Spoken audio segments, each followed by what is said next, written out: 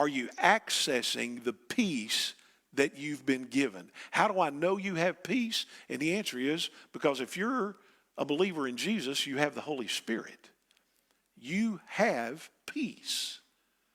Our job is to access that peace. Jesus says, trust me. Trust me. Believe me. And you won't walk in fear or anxiety or worry. I'll give you peace. And we know it's an already done deal. What kind of peace is it?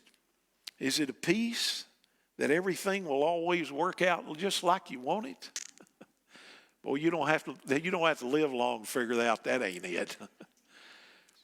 No, it's a peace that God will take care of you one way or another. He has to. It's his promise. I've told you this, but there are a lot of new people that probably don't know this story, and it really relates to what we need to grasp. 14 years ago, they found a really large aneurysm near my heart. They told me, we're going to have to do surgery. The surgeon said, what do you do for a living? And no, he first asked me, he said, is there much stress in your life? I go, not much. And he says, what do you do for a living? I said, I'm a pastor. He said, you got way more stress than you know about.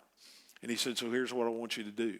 We'll do the surgery in a week. You go home and don't do anything. Don't go to the office. Don't answer the phone. Don't do anything.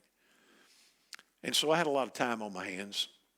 And I started writing down stuff. I wrote down 6 very specific prayer requests that I had. Some of them were little bitty prayer requests. Some of them were really, really big. As a side note, God said yes to all 6 of them.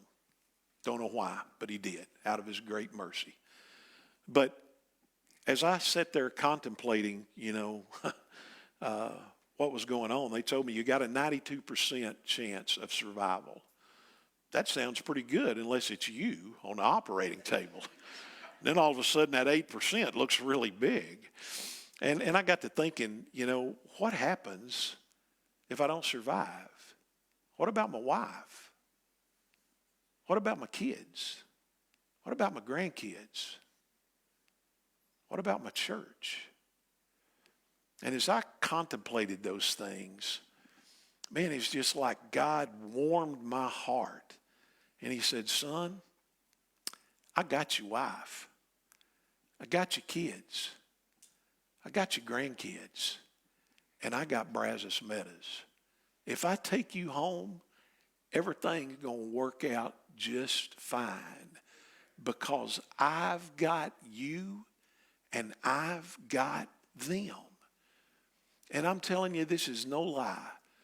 When we walked into that hospital on 5 o'clock on the day of surgery, my good friend Donnie Stone came down to spend the night, and he and Teresa and I were walking in the hospital, and we were laughing, and we were talking, and there were so many people that were gathered in that room.